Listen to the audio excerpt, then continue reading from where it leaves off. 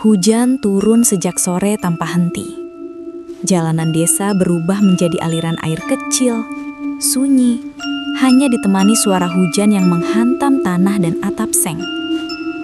Malam itu terasa berbeda, lebih dingin, lebih berat, seolah membawa sesuatu bersama tetesan airnya. Namaku Raka. Aku terpaksa pulang malam itu karena ibuku sakit. Tidak ada angkutan. Satu-satunya jalan adalah jalan desa lama, jalan yang sudah lama dihindari orang sejak beberapa kejadian aneh terjadi di sana. Jam di ponselku menunjukkan 23.47. Langit hitam pekat. Lampu jalan hanya menyala setiap 50 meter. Sisanya gelap dan ditelan hujan. Aku berjalan cepat sambil menunduk. Jaketku sudah basah, sepatu penuh lumpur. Saat itulah aku mendengarnya. Tangisan. Pelan, tipis. Seperti perempuan menangis tertahan. Aku berhenti. Tangisan itu datang dari depan, dari arah jalan yang tertutup pepohonan besar. Ah, mungkin orang kehujanan, gumamku, mencoba menenangkan diri. Aku melangkah lagi. Tangisan itu semakin jelas.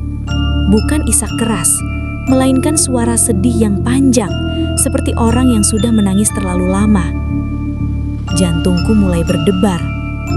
Di bawah cahaya lampu jalan berikutnya, aku melihat sosok perempuan berdiri diam. Gaun putihnya basah dan menempel di tubuh. Rambutnya panjang, hitam, menutupi wajah. Ia berdiri membelakangiku, tak bergerak, seolah hujan tak menyentuhnya. Aku berhenti sekitar 10 meter darinya. Mbak, suaraku hampir tenggelam oleh hujan.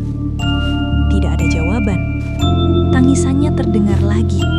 Kali ini lebih dekat. Padahal ia tidak bergerak. Aku menelan ludah. Ingatanku langsung tertuju pada cerita-cerita lama. Kuntilanak sering muncul saat hujan, terutama di jalan sepi. Aku mencoba memutar balik. Saat itulah tangisan berhenti mendadak. Sunyi, hanya hujan. Perlahan, sangat perlahan, sosok itu mulai berputar.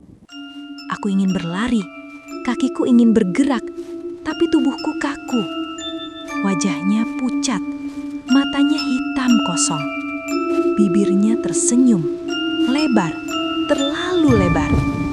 Aku berteriak dan berlari sekuat tenaga. Langkah kakiku tercebur genangan. Nafasku terengan. Aku tidak berani menoleh. Namun, aku mendengar langkah di belakangku. Bukan langkah kaki. Seperti sesuatu melayang rendah, mengikuti. Tangisan itu kembali terdengar, tepat di telingaku. Aku jatuh. Saat aku menoleh ke belakang, tidak ada siapa-siapa. Hanya jalan basah dan hujan. Aku bangkit dan terus berlari, sampai akhirnya melihat rumah-rumah penduduk.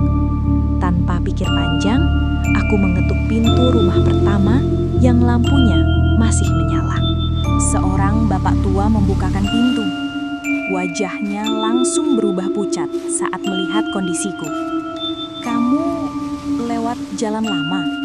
tanyanya pelan. Aku mengangguk. Bapak itu menarikku masuk dengan cepat. "Kalau dengar tangisan di hujan, jangan pernah disapa," katanya. "Yang kamu lihat tadi bukan manusia." Aku bertanya, siapa perempuan itu?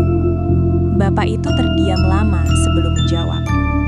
"Dulu ada perempuan hamil yang ditinggal kekasihnya. Ia bunuh diri saat hujan deras, tepat di jalan itu. Tubuhku merinding. Katanya, lanjutnya, kalau dia muncul dan kamu menoleh, dia akan ikut pulang bersamamu." Aku menelan ludah. "Kamu selamat karena lari." Tapi, bapak itu menatapku dalam-dalam. "Kalau kamu mendengar tangisannya lagi malam ini, jangan buka mata." Aku akhirnya sampai rumah menjelang subuh. Ibuku tertidur. Rumah sunyi. Aku mandi, berganti pakaian, dan